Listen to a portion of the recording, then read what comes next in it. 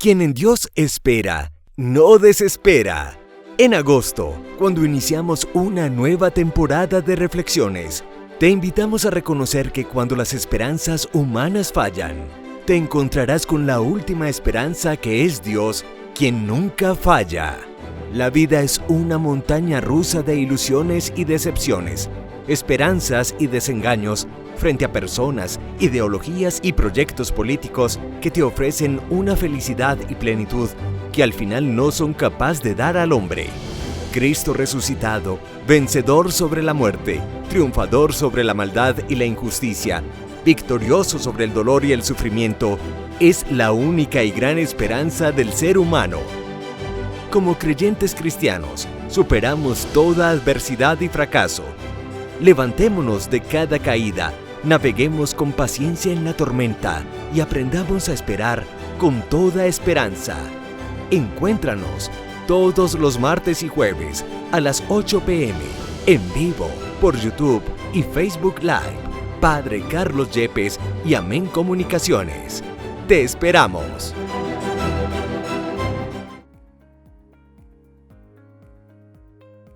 Bienvenidos a este mes de agosto, temporada Quien en Dios espera no desespera. Hoy es jueves, espacio de Hablemos, donde usualmente tratamos temas cotidianos a la luz de la fe. Hoy nuestro invitado no es nuevo, ya hemos tenido la oportunidad de que el Señor lo invite en otros espacios, precisamente aquí en Hablemos, en Testigos, y hoy nuevamente, por gracia del Señor, está con nosotros Jorgito. ¿Cómo estás? Buenas noches. Joa, qué bueno que puedo compartir de nuevo con vos, con todo este equipo de Amén, una bendición, una gracia del Señor, y que fuerte el tema, profundo e interesante. Así es, la temporada es Quien en Dios espera no desespera, pero el tema que vamos a estar hablando, muy bien lo dijiste, es un poquito difícil porque esperar en el Señor implica creer a veces en ese Dios de imposibles. Como lo dice la hermana Glenda, el Dios de María, el Dios de los imposibles, el Dios de María. Jorgito, ¿qué significa creer en Dios, en el Dios de los imposibles para ti? Bueno, cuando uno ha tenido una experiencia maravillosa del Señor, cuando el Señor ha obrado grandemente en la vida de uno, pues sin duda podemos decir que Él hace cosas imposibles, lo que para nosotros es imposible, para Él es posible. Él lo puede obrar, Él lo puede hacer.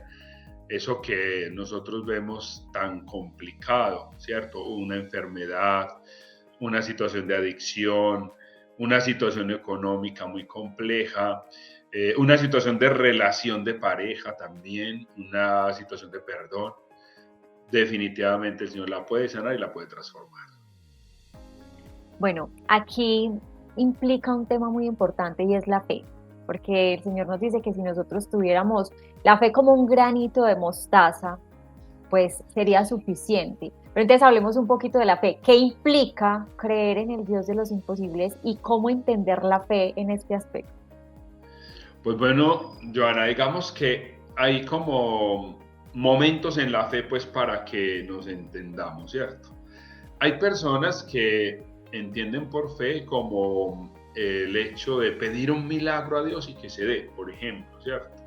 Hay gente que dice, yo le oré al Señor y el Señor hizo el milagro en mi hija, en mi hijo, se alivió. Bueno, es como una primera etapa en la fe. Pero lo que nunca podemos confundir nosotros es la fe como con la energía positiva simplemente, como que piense y las cosas se van a cambiar y ya, ¿cierto? Como concentración, ¿cierto? Como me concentro y hago fuerza y voy a lograr lo que estoy necesitando. La fe, la verdadera fe, o digamos la fe plena, ¿cierto? No quiere decir que Dios no obre un milagro en las experiencias sencillas de cada persona, ¿cierto? En esa súplica del que está necesitado extremadamente, Dios puede obrar, Dios puede bendecir, sin tener mucho conocimiento en Él o en la palabra. Dios obra a su manera, Dios obra situaciones que nosotros muchas veces no podríamos ni siquiera explicar, que se alejan de lo que nosotros entendemos. A veces decimos, es que para que el Señor obre un milagro tengo que tener fe.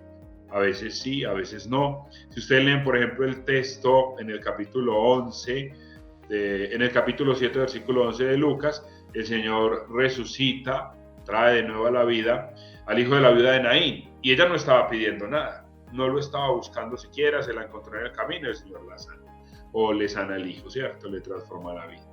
Entonces, como que a veces hacemos un montón de conjeturas desde lo que entendemos de la palabra, desde lo que nosotros podemos comprender y razonar, pero hay algo que sí tenemos que caer en cuenta, Joa, cuando hablamos de la fe en serio, de la fe madura, y es que la fe es un seguimiento, la fe es una respuesta a la propuesta de Dios, así nos lo dice el Catecismo de la Iglesia Católica.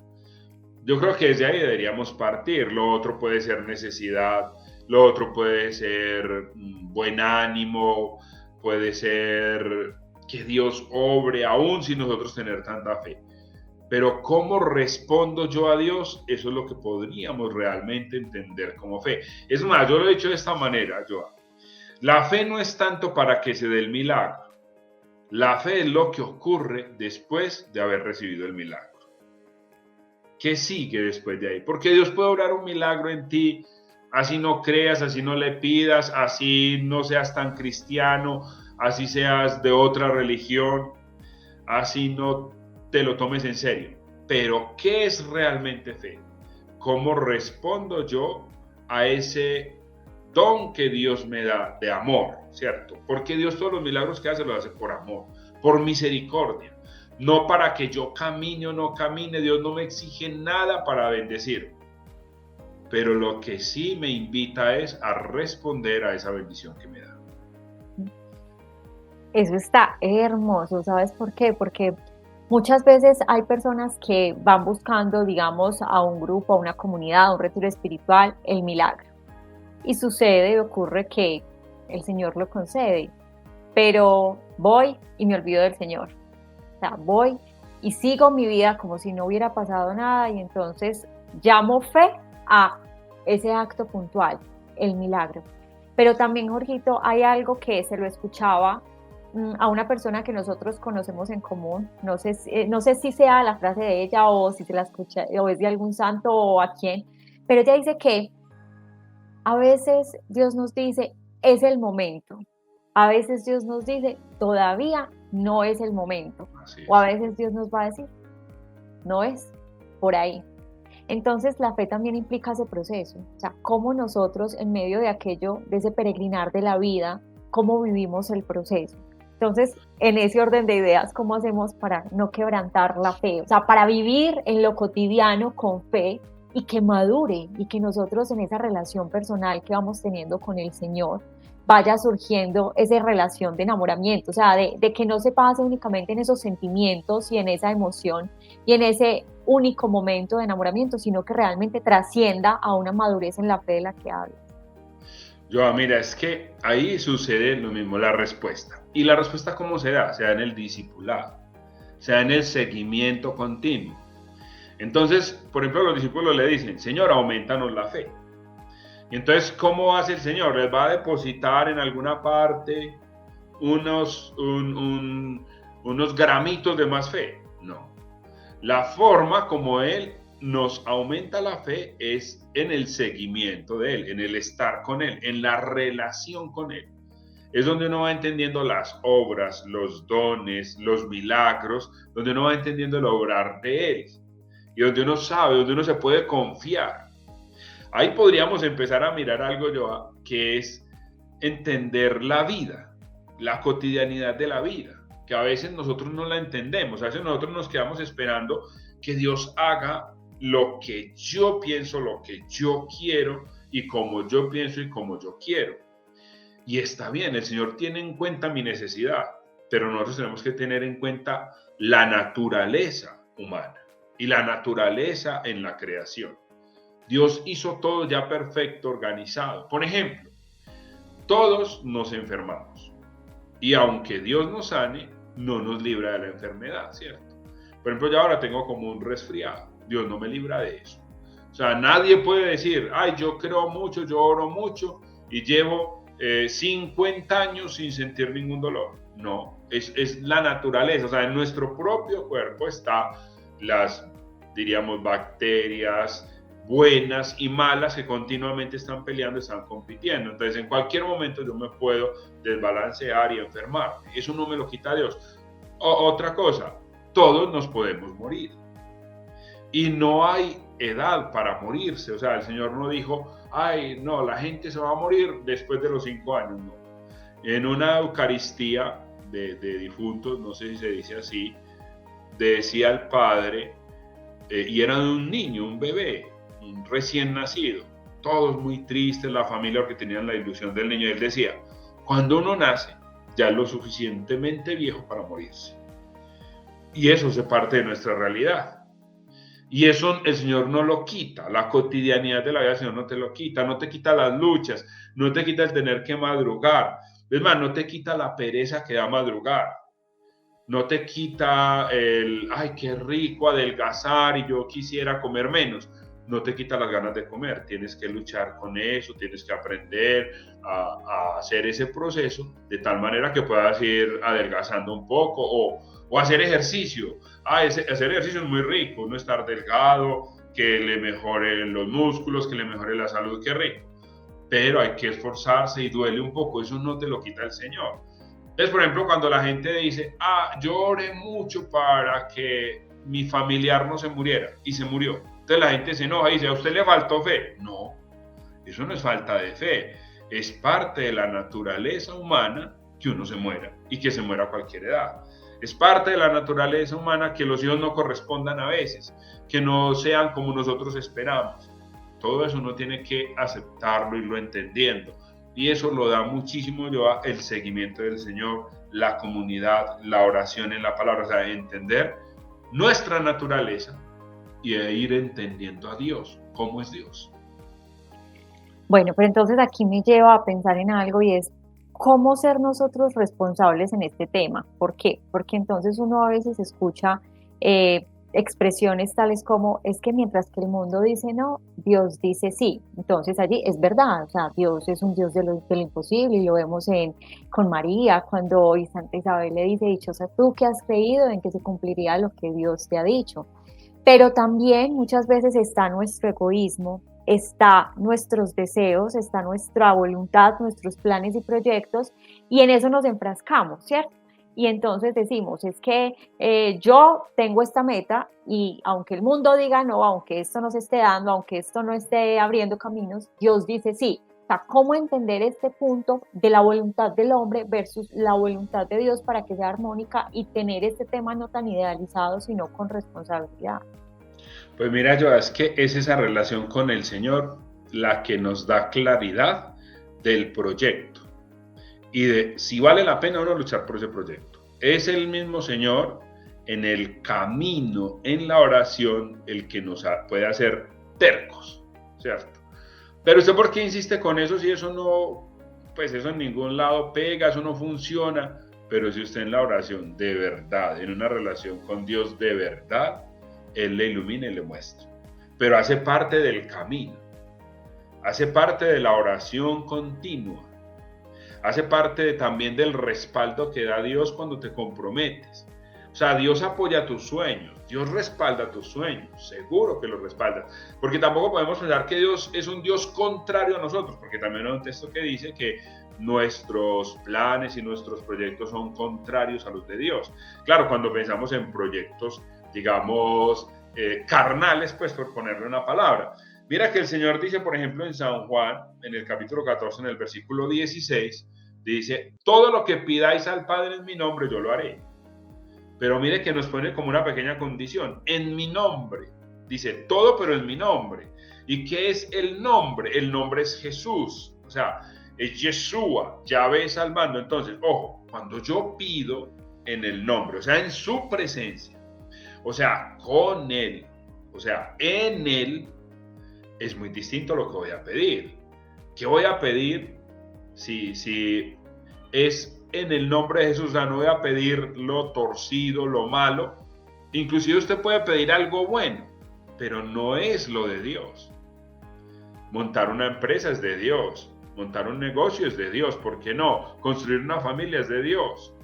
Pero hacer una buena elección de la pareja se hace en la oración, se hace en su presencia, pero no te quita el dolor, no te quita la crisis, no te quita las dificultades que tiene la relación de pareja, que también hay que entenderlo. Entonces, no estoy peleando con mi pareja, entonces es que no era la voluntad de Dios que yo estuviera con ella. No, un momentito.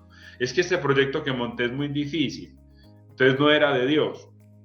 Por ejemplo, cuando decimos Joa, que lo de Dios trae mucha paz, hay que entender la paz, porque nada que traiga más crisis que lo de Dios. Si algo te pone en crisis es lo de Dios. Tanto es así que todos los que aceptan algo de Dios, ¿qué es lo primero que sienten? Miedo.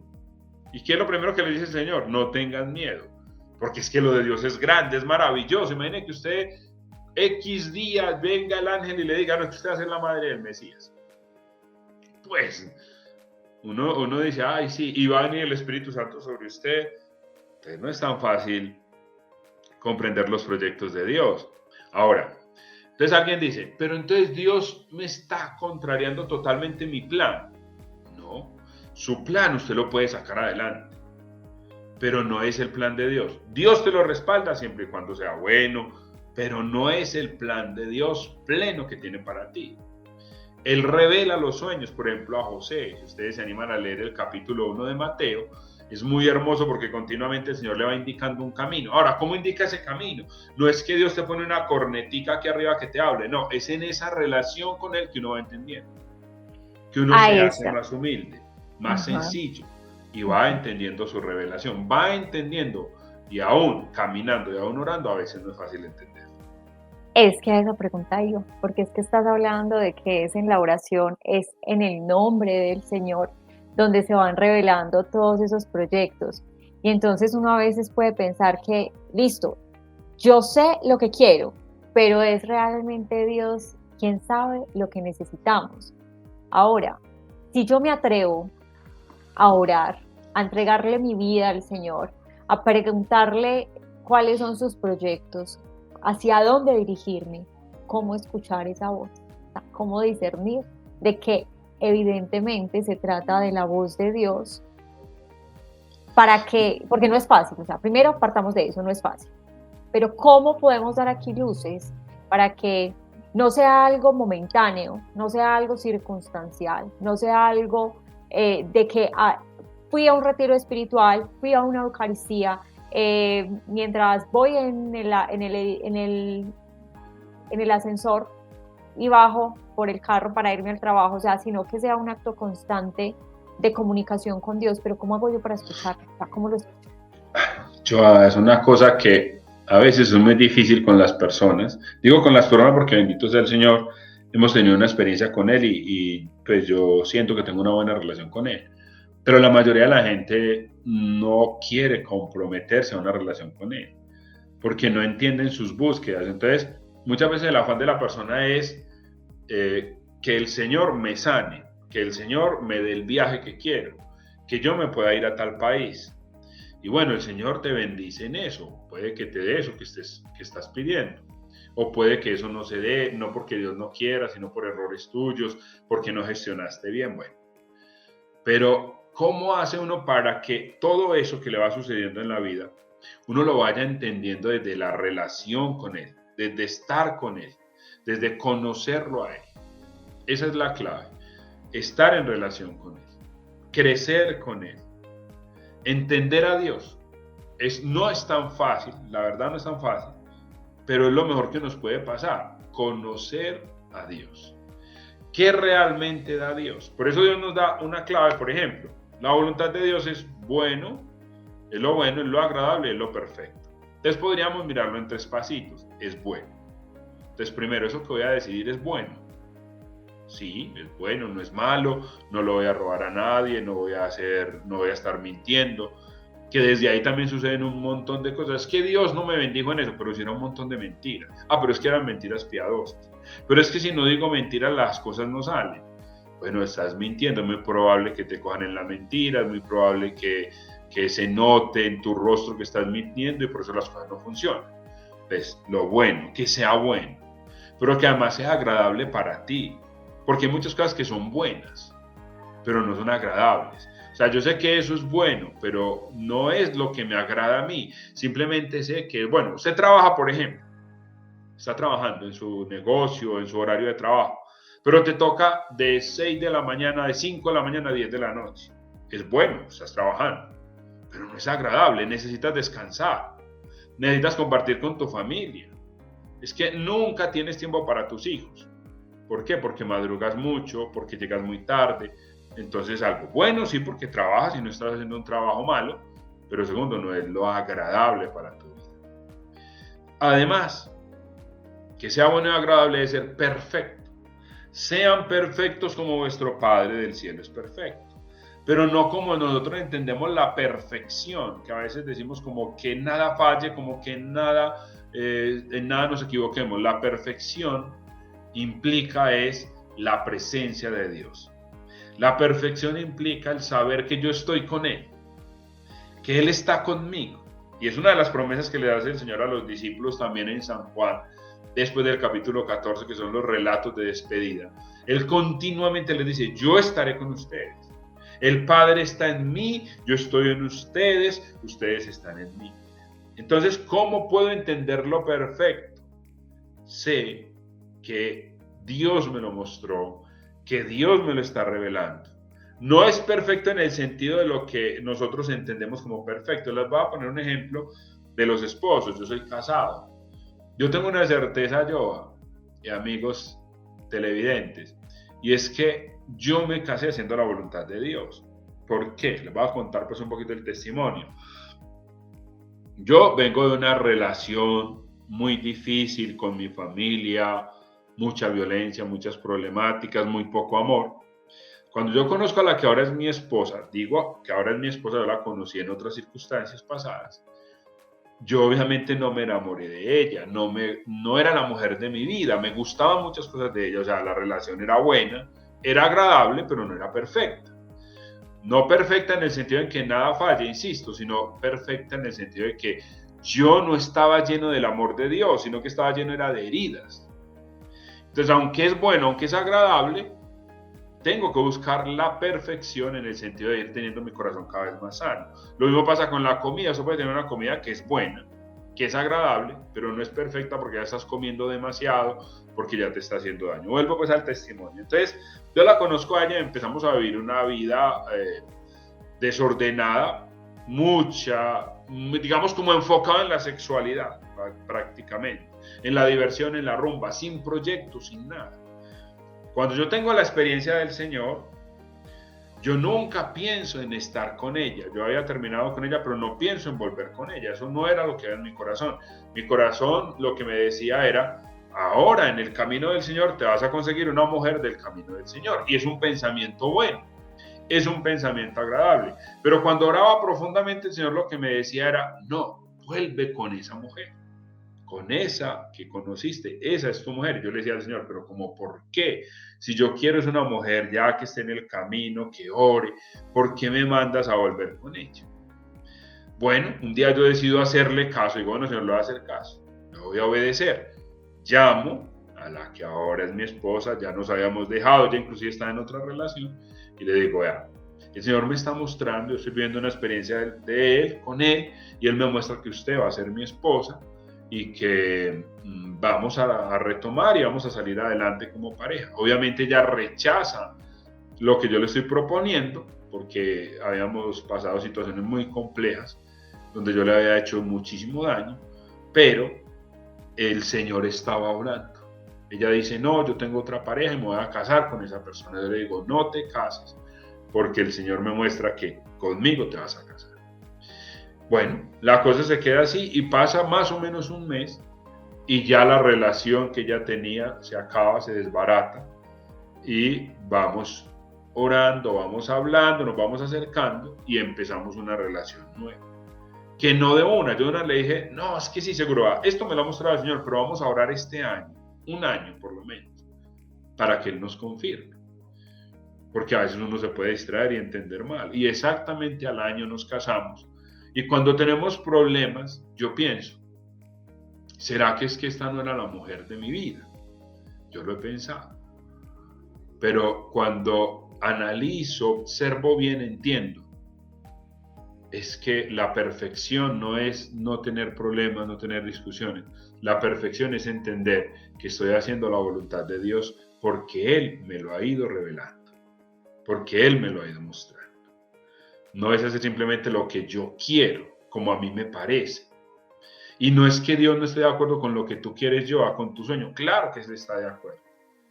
Pero hay sueños que te van a hacer daño, que te van a destruir, que puede que sean buenos, que puede que sean agradables, pero puede que no sea lo perfecto. Y en esa pequeña diferencia nos jugamos la vida. Jorgito, o sea que aquí es importante elegir a quién escuchar y a quién oír, porque entonces uno en medio de la desesperación de las situaciones que esté enfrentando, uno suele consultarle a muchas fuentes, pero no a la oficial, que es el Señor. Y entonces también, si le consultamos al Señor, no esperamos, no damos el tiempo, que es precisamente la temporada de este mes, que es quien en Dios espera, no desespera. Y yo siempre lo he dicho, hace muchos años el padre Carlos me dijo a mí, Dios y el tiempo son los mejores aliados porque se encargan de confirmar cuál es la voluntad de Dios por medio de la comunidad, a través de su palabra, a través de todos los distintos medios que Él utiliza para hablarnos, pero Él siempre va a confirmar aquello que nos está diciendo al corazón. Entonces aquí está muy enfocado también un tema de abandono y de confianza, definitivamente. O sea, confiar en el Señor y abandonarse a sus procesos, o sea, no quedarnos cruzados de brazos porque tampoco entendamos que es quedarnos esperando a que no, el Señor me va a hablar, el Señor va a aparecer por un rayo, no, es ir gestionando, es ir haciendo, pero también con esa certeza de que Él nos muestra realmente por dónde y hacia dónde dirigirnos.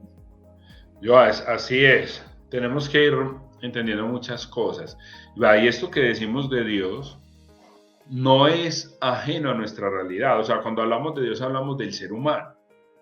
O sea, el pensar en Dios, el pensar en el proceso en Dios, es ir sanando nuestro corazón. Eso es lo que hace el Señor, ir transformando nuestro corazón, irlo sanando. Entonces, cuando hay que esperar, no es porque Dios nos quiera poner a esperar, no es que Dios diga, bueno, le va a poner a este 20 años para que sufra ahí un tiempo, o le va a poner 50 o 2 años o 3 años. No, es el proceso que usted y yo necesitamos para poder recibir esa bendición. Yo a veces en las prédicas pongo un ejemplo muy sencillo. Mire, ¿quién de aquí está listo para ser presidente del país? Si hoy el Señor dice, a usted lo va a poner de presidente, ¿usted ya es capaz? No, seguramente no. Pero si te pones en 10 años a trabajarle a eso, seguramente puedes llegar a ser el presidente del país. Entonces uno tiene que entender qué me falta a mí en desarrollo, en crecimiento, para ser capaz de realizar ese proyecto, ese sueño que Dios tiene. Por ejemplo, cuando hablamos en el Antiguo Testamento de la tierra prometida, el Señor le dice a Abraham, deja tu tierra, tu patria, tu parentela, y yo te voy a llevar una tierra. Y sí, Abraham prospera en esa tierra. Pero mire que tienen que volver a salir, ya no propiamente en Abraham, sino en Jacob, y terminan siendo esclavos en Egipto. Y después pasan por el desierto, y en sí la tierra prometida la logran conquistar en Josué. O sea, póngale 500 años después. El Dios en el que nosotros creemos es un Dios definitivamente de procesos. Y de procesos porque nosotros los seres humanos entendemos despacito, entendemos de a poquito. Vamos creciendo como personas y como sociedad, vamos creciendo. Entonces pedirle a Dios, por ejemplo, ya, es muy complejo. Lo de Dios nunca es de afán. Aunque hay que entender que Dios obra hoy. Dios vive en un eterno presente. ¿Cuándo te quiere bendecir Dios? Te quiere bendecir hoy. Pero esa bendición, y te bendice hoy, pero esa gran bendición que Dios tiene, no te la puede dar hoy, o aunque te la diera, no la recibes porque no estás preparado. Entonces, eso es lo que el Señor aplaza, digamos. Y más que Él lo aplace, en realidad lo aplazamos en nosotros, Joan, porque no estamos preparados. A veces, inclusive esos grandes sueños se ven en los hijos. Hemos visto de pronto grandes jugadores de fútbol, ahora que está de moda el fútbol con la Copa Mundial Femenina.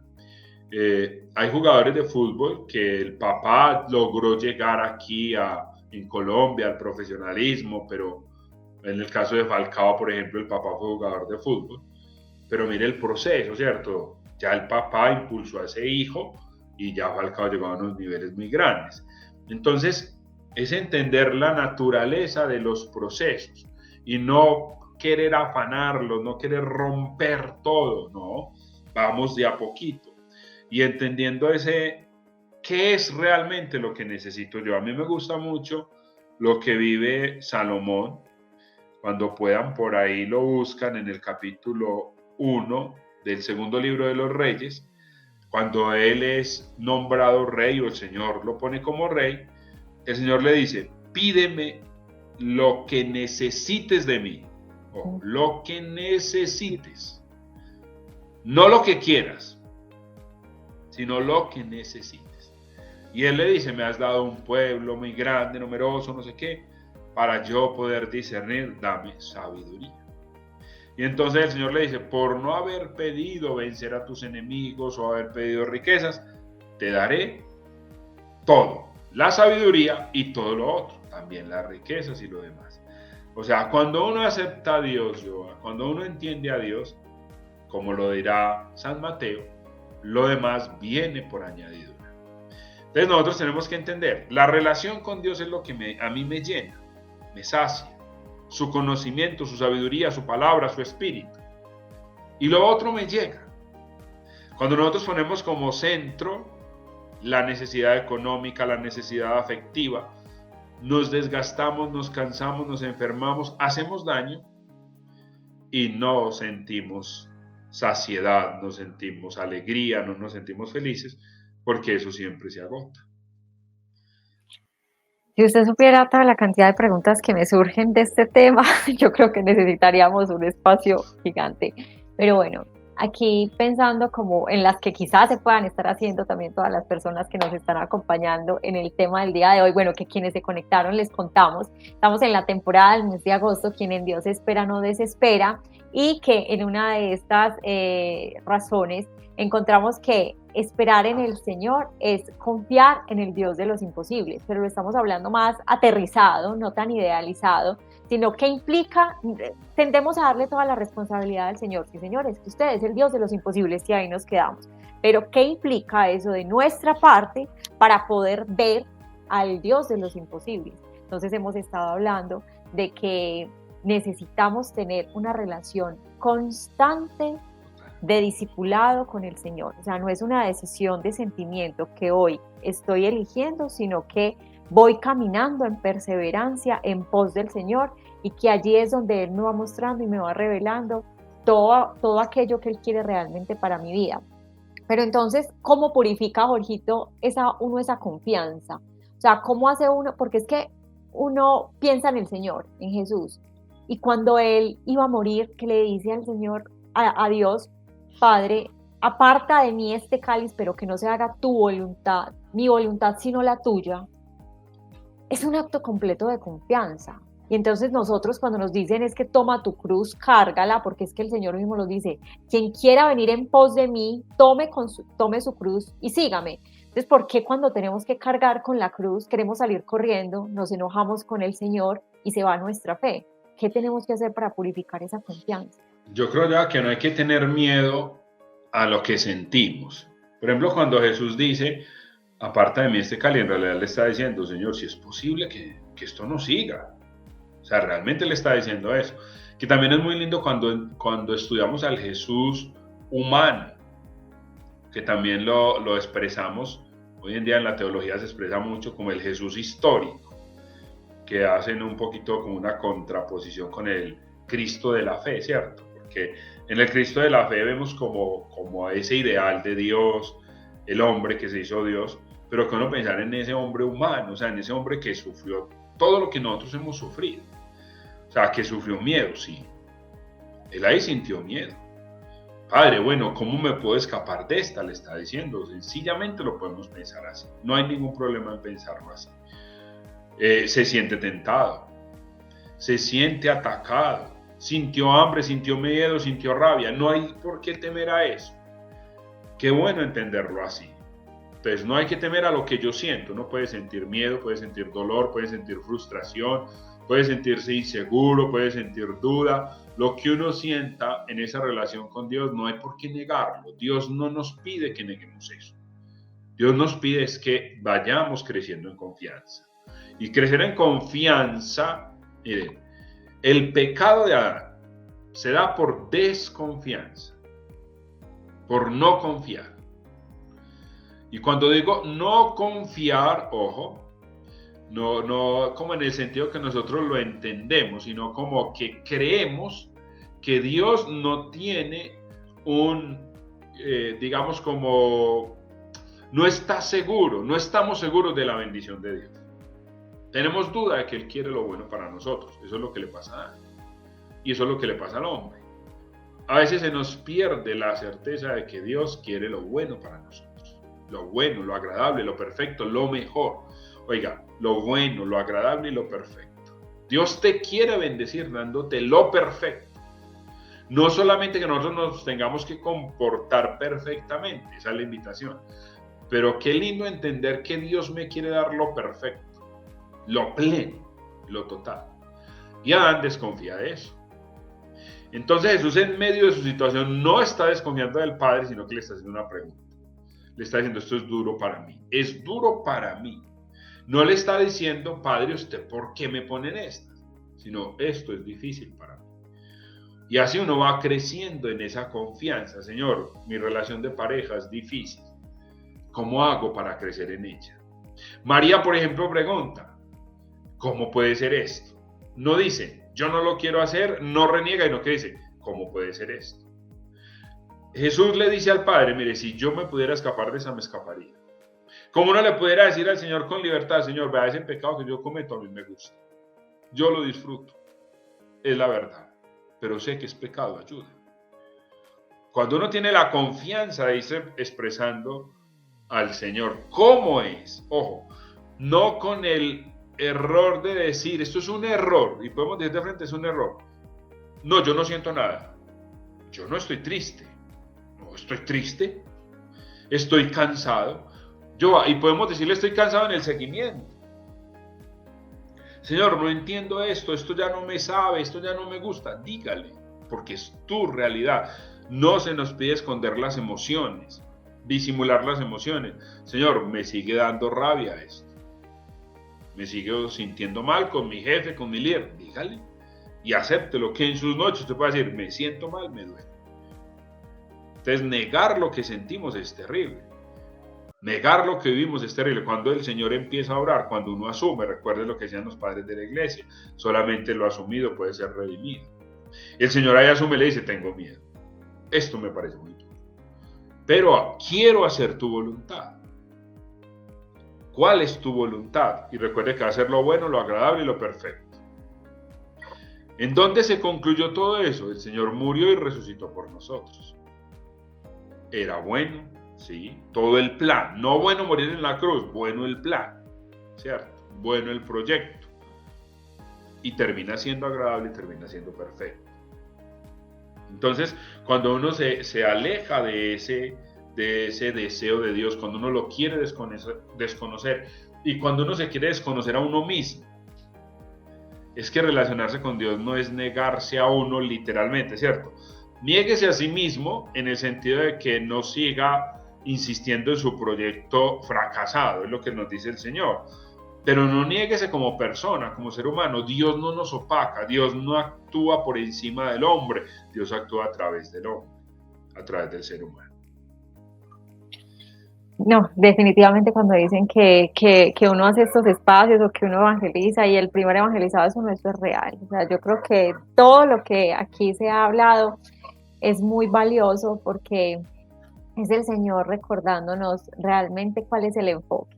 A veces nos vamos desviando de la meta y es una cuestión de reenfoque, de que el Señor nos pegue un jaloncito de orejas y nos recuerde, porque es que Él mismo lo dice, quien tenga oídos, que oiga. O sea, Él nos está hablando todo el tiempo, de todas las maneras, y somos nosotros los que estamos distraídos y no lo queremos escuchar.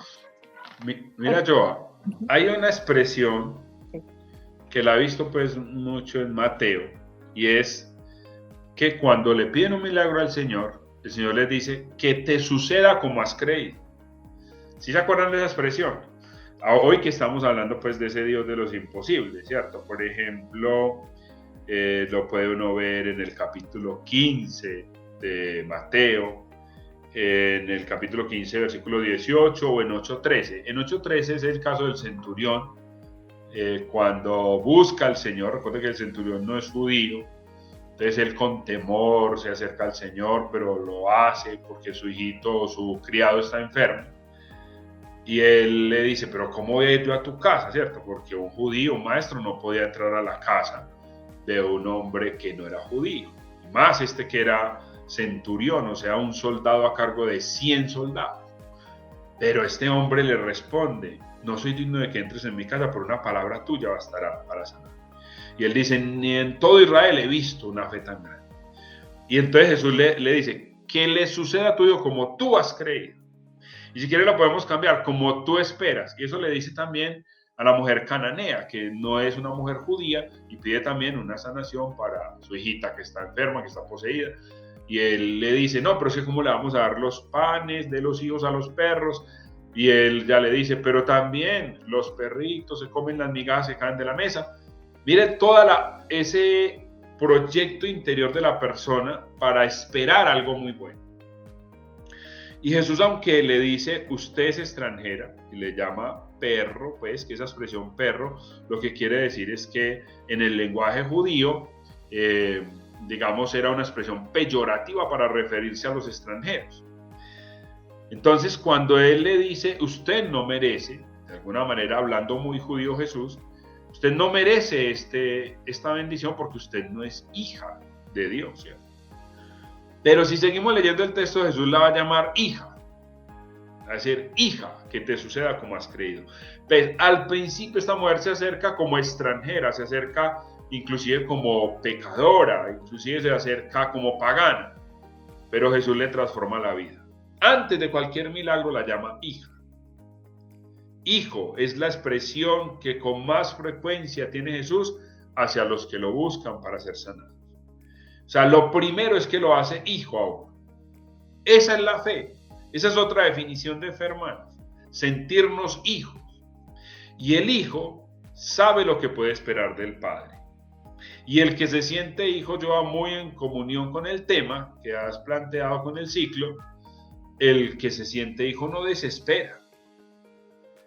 Uno comienza a desesperarse cuando se olvida esa relación filial que tiene con el Padre. Entonces, cuando yo dejo de sentirme hijo, me puedo meter en una droga, me puedo desesperar. Mire, yo en la pandemia, por ejemplo, que todos vivimos situaciones muy duras, unas reales y otras inventadas por acá por la loca de la casa, porque qué vamos a hacer, pero al final el Señor nos sostuvo en todo. En mis momentos más críticos en la pandemia, mi única oración era decirle al Señor, Señor, yo soy tu hijo. Y no es porque yo lo tenga que convencer a él, ojo, sino que yo soy el que me tengo que convencer. Yo soy tu hijo. Inclusive en situaciones difíciles que he tenido con mis hijas, yo le digo al Señor, ojo, antes de ser mis hijas son tus hijas. Son tus hijas. Y eso me descansa. Y eso me da paz. Es que no soy yo luchando contra el mundo. Soy yo como hijo de Dios. Y eso es fe. Entonces ahí sé yo que puedo esperar. Claro, tengo que conocer al Padre. Porque si yo lo conozco como conocemos a los padres humanos, de pronto me enredo. Pero mi fe yo es entender que soy hijo. Este es mi hijo amado en quien me complazco. Este es mi hijo amado al escucharle. Ojo que todo lo que el Padre le dice a Jesús, nos lo dice a nosotros. Porque la gente queda pensando, no, es que se lo dijo a Jesús, que es el hijo. Pero es que por él somos hijos. Y él nos representa a todos. Y no una representación simplemente como a quien se le da una carta para que me represente, sino una representación real. O sea, yo me configuro con Jesús. Jesús está en mí, yo estoy en él. Entonces todo lo que le ocurre a Jesús me ocurre a mí. Todo lo que está pensado para Jesús está pensado para el hombre. Por eso él dice que él es el hombre. Yo soy el hijo del hombre, el verdadero hombre. Allá Pilato le va a decir, ese homo, he ahí al hombre. Hermanos, entonces qué bueno tener en cuenta esto. ¿Qué es la fe y cómo vivir esos milagros imposibles? Es mi relación con él. Sí, sabes que yo encuentro un común denominador con todo esto que estás hablando y es la humildad. Definitivamente la humildad de uno, reconocernos en esa fragilidad humana. O sea, lo que decías ahorita ahí, expresémosle al Señor lo que estamos sintiendo, lo que está experimentando nuestro corazón, lo que tanto intentamos camuflar y ponerle una máscara para que el mundo crea que es perfecto, que no pasa nada, que no ocurre nada, pero que el Señor sabe y conoce y lo único que está esperando es que desnudemos el corazón y le digamos, hey, esto me está pasando. También incluso esa humildad para entender que debo despojarme de aquellos planes, purificar las intenciones de aquellos planes que a veces no me están conduciendo a Él. Y cuando hablabas de sentirnos hijos, pensaba en el pasaje del hijo pródigo. O sea, muchas veces nosotros creemos que frente a nuestros errores, a ese Dios inalcanzable, que somos nosotros la primera piedra de tropiezo para alcanzar al Señor, es por nuestro pecado. Pero cuando en humildad reconocemos nuestra fragilidad, que fue lo que hizo Él, sale el Señor y nos abraza y nos pone un anillo, una alianza eterna con nosotros y nos dice que es nuestro Padre. O sea, Él es nuestro Padre y nos sabemos hijos de Dios, pero solo con la humildad, reconocernos frágiles, es que le damos a Él todo el señorío, todo el poderío para que obre en nuestra vida. Johanna, y eso es la fe. Uh-huh. Entonces, cuando empezamos a definir fe, pensamos que yo piense y se haga un milagro, que yo haga tanto rosario y se haga un milagro. Eso, pues sí, es como unos pasos de una fe, digamos, primaria, y el Señor lo obra un milagro, pero es que la fe no es para buscar milagros. Mire, no porque una persona haga muchos milagros tiene mucha fe, y no porque una persona reciba muchos milagros tiene mucha fe. Simplemente recibió muchos milagros. La fe, vuelvo y le digo, lo dije al inicio, es cómo respondo a ese milagro. Y cómo respondo como hijo. Mire, por ejemplo, lo del hijo pródigo. El hijo pródigo vuelve a la casa. Ese es el gran milagro. No dice que se sanó de una enfermedad. No dice siquiera que oró. Nada. Simplemente entendió en su interior, tengo que volver a la casa de mi padre. ¿Y sabe por qué vuelve a la casa del padre? Muchas veces decimos, no es que él se arrepintió, es que él es un gran hombre. No es un gran hombre. Él simplemente entendió que en la casa del padre estaba mejor. O sea, conocía al padre. Está bien que se alejó, se equivocó, erró, que ese es el pecado. Ojo que el pecado es errar, es no atinar, es no acertar, es no dar en el blanco, es no estar viviendo para lo que hemos sido creados. Ese es el pecado. Ese es el pecado más grande. La gente piensa, no, es que el pecado es que es lo sexual. Sí, es pecado. Pero es lo sexual entendido fuera del proyecto. Es que el pecado más horrible es que me robe un dulce. Pues sí, es pecado, pero sobre todo el pecado es yo no tener un plan, no tener un proyecto, no conocer el plan de Dios para mí. Y cuando este hombre recuerda, dice, no, pero es que yo tengo un papá maravilloso, ¿qué hago aquí?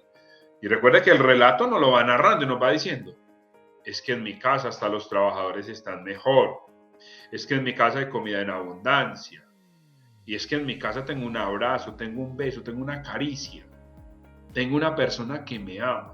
¿Qué hago yo lejos de él? ¿Qué hago yo mendigando como la mujer cananea una migaja de pan, sabiendo que el Padre tiene para mí darme no un pan, sino la herencia de hijo? No una migaja. Ojo que muchas veces somos pedidores, no sé si está bien dicho, de migajas. Que el Señor nos dé la gracia, yo y amigos, de superar, de pasar de las migajas a la plenitud del pan. Dios no da migajas. Dios a todos nos da, como mínimo. Cuando digo mínimo no es porque sea poco, sino el punto donde arranca, nos da la dignidad de hijos. A todos nos da la dignidad de hijos, esa es su voluntad. Entonces, conocer a Dios es reconocerme como hijo. Cuando yo conozco a Dios, empiezo a ser hijo, a comportarme como hijo, a vivir como hijo. Y ahí entiendo todo lo demás. Si no me entiendo hijo, yo no entiendo la fe, no entiendo el camino. Esto se me hace pesado. Inclusive cuando hablamos de Pentecostés, allá en la carta a los Romanos, en el capítulo 8, versículo 14 dice: no se nos ha dado un espíritu de esclavos para recaer en el temor, sino un espíritu que nos hace exclamar: Abba, Padre. Maestro, Lucas 11:1, Maestro, enséñanos a orar. Cuando oren, digan Padre. Todo lo demás es añadidura. Miren, no es que no sea importante lo demás, pero es que lo demás se tiene que decir después de que usted diga Padre. No es usted decir: perdona las ofensas, dame el pan de cada día para yo reconocerte, papá. No, es si yo me reconozco hijo, puedo santificar su nombre, puedo clamar que venga a reinar en mi vida. Tengo el pan de cada día, soy capaz de perdonar, puedo que luche, pero soy capaz. Voy a vencer el mal no va a vencer en mi vida. Entonces, si ve yo a cómo se cambia la fe, cómo se transforma la fe. ¿Cuánta gente dice tener fe? Pero lo primero que te dice es: ay, yo no sé, creo que me están haciendo brujería, pero yo tengo mucha fe. Tengo tanta fe que tengo una penca allá en la entrada de la puerta. ¿Cuánta gente tiene una cantina, tiene un negocio hasta de drogas y le ponen ahí la imagen de la Virgen para que los proteja? Y eso dicen: yo tengo mucha fe. Aquí en mi negocio, que destruye un montón de gente, tengo esto. Eso no es fe. Eso no es fe. Fe es: yo tengo la dignidad de hijo y como hijo lucho yo para que tú tengas dignidad de hija. Si pudiéramos decir algo, evangelizar es llevarle a otro la claridad de que es hijo de Dios. Y esa es la fe. ¿Qué pido yo cada día? Que me experimente hijo.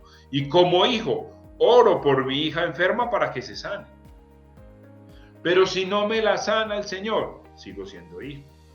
Se murió mi familiar, mi mamá. ¿Cuánta gente llorando? ¡Ay, se murió mi mamá! ¿Cuántos años tenía tu mamá? 98. Que de todas maneras es muy duro. Sí, es duro, pero uno tiene que entender. Se murió y estaba joven, era un niñito. Se murió. Obvio, me duele, sí. Puedo llorarlo, claro, tengo todo el derecho. Pero tengo que ir entendiendo que así nos creó el Señor. Es parte de la creación, es parte de la lógica natural, que no nos saca el Señor de esa lógica. Estamos dentro de una lógica natural, en la cual nos enfermamos, en la cual nos morimos, en la cual sufrimos, en la cual nos da rabia. Es que sentimos, nos gustan las otras personas, a veces nos disgustan. Sentimos deseos, sí, todos los deseos los sentimos, pero el Señor nos da la gracia de ir entendiendo, ir sabiendo. Esto, aunque es un deseo fuerte, no es parte del proyecto que Dios tiene para mí. Entonces lo voy canalizando, lo voy entendiendo. Yo qué te digo, mejor dicho, este programa yo creo que ha sido uno de los que amo personal. Me ha aportado mucho, muchísimo, porque es clarificar la fe, es entender la fe y ¿por qué no? Pues empezar a pedirle al Señor entonces todo lo que necesito para purificarla, para que me regale humildad, para que me regale sabiduría, pero que me quede claro eso que tanto nos has dicho y has hecho tanto énfasis, y es que la fe es la respuesta al milagro. Pero si no hay milagro, es la respuesta al proceso. O sea, siempre es la respuesta, nuestra respuesta. Pero mi Dios es muy bueno con nosotros, Joa. Yo creo que todos entramos al camino del Señor porque el Señor hizo un milagro. Y por ejemplo, véanlo en Pedro. Pedro vio, según San Lucas, pues, porque según San Marcos es diferente. Pero según San Lucas, él vio cómo el Señor liberó en la sinagoga al endemoniado. Le sanó la suegra. Luego hubo una pesca maravillosa y ahí lo llama. Pero Pedro vio algo muy claro, porque Pedro le puede haber dicho al Señor: Señor, unámonos para seguir pescando de esta manera, y montamos una industria inmensa y distribuimos peces para la India, mejor dicho, para todo el mundo. Pero Pedro entendió: este milagro me lleva a seguirlo a él. Entonces en algún momento Dios obró de una manera maravillosa. Tuvo que haber obrado de una manera maravillosa, porque somos así, o si no, no le creemos. Y Él lo hace, por eso les digo, Él hace los milagros. No hay ningún problema. Para Él no hay problema. Y yo creo que el Señor puede hacer obras grandes, no es que no crea, ¿cierto? Que nadie se vaya a quedar pensando eso. Yo creo que Él puede sanar, resucitar a un muerto, es absolutamente, no sé si fácil para Él, podríamos decir que fácil, porque Él hizo todo, si Él hizo todo puede hacer todo lo que Él quiere.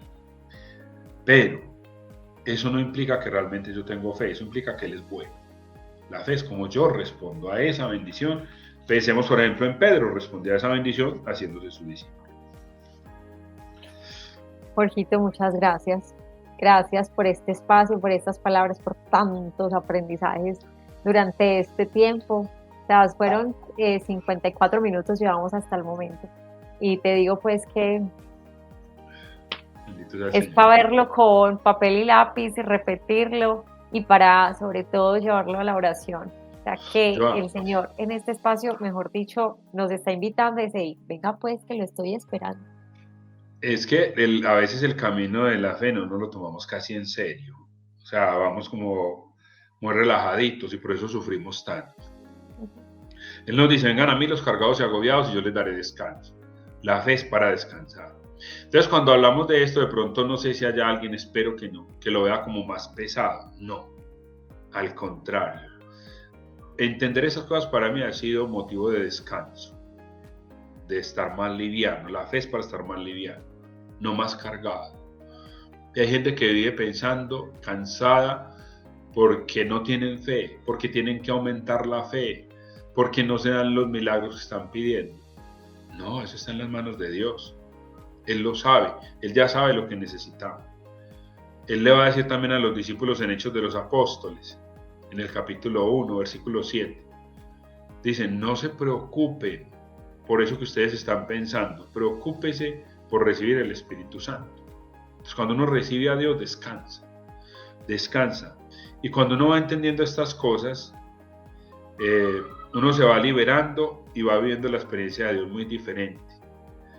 Pero a veces nos queremos quedar en nuestro pecado, en nuestro pasado, en nuestras ideas preconcebidas y no entramos a la profundidad de la relación con Él, que nos ama, que nos bendice. Es que si nos quedáramos solo con esto es que lo que quiere Dios es hacernos entender que somos sus hijos. Sanar eso, sanar la orfandad, ya no ser un huérfano. Y es que mucha gente que es huérfana, aún con los papás vivos. Mi papá no me amó, mi mamá no me cuidó, es que no conocí a mi papá me hizo daño, me abusó. Pero cuando yo me voy entendiendo hijo de Dios, tengo la libertad, la maravillosa libertad para amar inclusive a ese papá que no me dio lo suficiente. Y eso es la fe. La fe es entenderme hijo amado. La fe es entenderme perdonado. La fe es entenderme bendecido cada día. Cuando yo me levanto cada día, sí me puede dar pereza, me puede dar sueño, me puede dar temor a enfrentar mi día.